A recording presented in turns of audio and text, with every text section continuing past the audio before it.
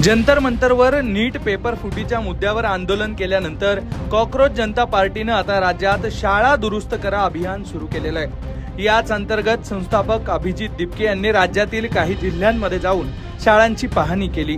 अनेक ठिकाणी शाळांमध्ये बेंच, स्वच्छतागृहांची दुरावस्था होती, तर एका शाळेत थेट शिक्षकच दारू पिऊन झोपलेला आढळला।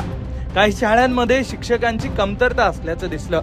तसंच सीजेपीचे प्रतिनिधी जेव्हा शाळांच्या पाहणीसाठी परवानगी घेऊन जातात तेव्हा सुद्धा त्यांना आडकाठी केली जात असल्याचा आरोप सीजेपीनं केलाय।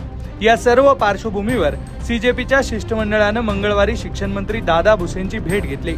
या भेटीत काय महत्त्वाचे निर्णय झाले याची माहिती सीजेपीच्या प्रतिनिधींनी दिलेली आहे। एक राज्याचे शिक्षण मंत्री यांची समिती आणि कॉक्रोच जनता पार्टीची एक समिती ही त्या ठिकाणी तयार करण्यात यावी, ज्याच्या माध्यमातून राज्याच्या शिक्षण विभागाशी आमचा एक चांगला समन्वय त्या ठिकाणी राहील।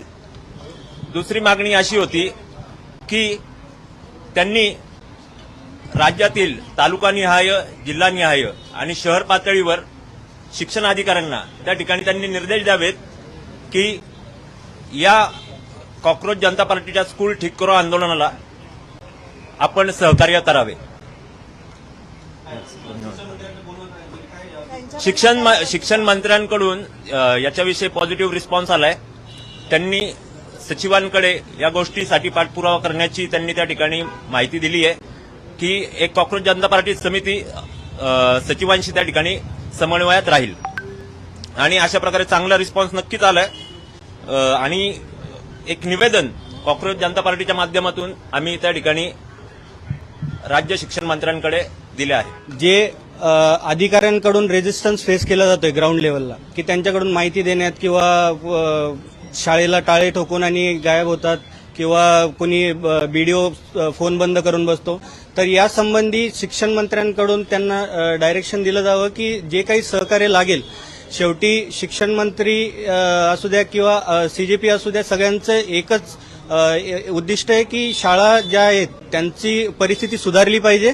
ज्या बेसिक मूलभूत गरजा ज्या आहेत त्या विद्यार्थ्यांना चांगल्या प्रकारे भेटल्या पाहिजे, हे एकमेव उद्दिष्ट आपण सर्व घेऊन चाललेलो आहेत आणि त्याच्यामध्ये कुठेही माहिती लपवणं किंवा असा प्रकार व्हायला नको। तर यासाठी आम्ही शिक्षण मंत्र्यांकडे मागणी केली की आपल्या साईडनी डायरेक्शन एक दिलं जावं की सर्वांनी सीजेपीला सहकार्य करावे आणि त्यांच्याकडूनही त्याच्याबद्दल एक पॉझिटिव्ह रिस्पॉन्स आम्हाला मिळालेला आहे। ते म्हटले की जे काही अडचण असेल तुम्ही सचिवांना दाखवा, सचिवांना द्या। कुठल्याही शाळांमध्ये कुठली त्रुटी आढळून आली तर तीही आमच्यापर्यंत पोहोचवा, आम्ही त्याच्यातून नक्कीच त्याला व्यवस्थित करण्याचा, सुधारण्याचा प्रयत्न आम्ही करूयात। तर एकंदरीत ते पॉझिटिव्ह होते। आमची आशा आहे की ऍक्शनमधूनही ते आम्हाला येत्या दिवसात दिसेल।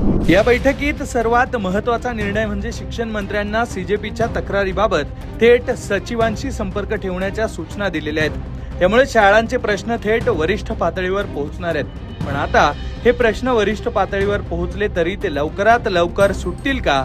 सीजेपीनं सुरू केलेल्या अभियानातून विद्यार्थ्यांना सुविधा मिळतील का? हे येत्या काळातच स्पष्ट होणार आहे। दादा भुसे यांच्या या निर्णयाबद्दल तुम्हाला काय वाटतंय ते कमेंटमध्ये नक्की लिहा।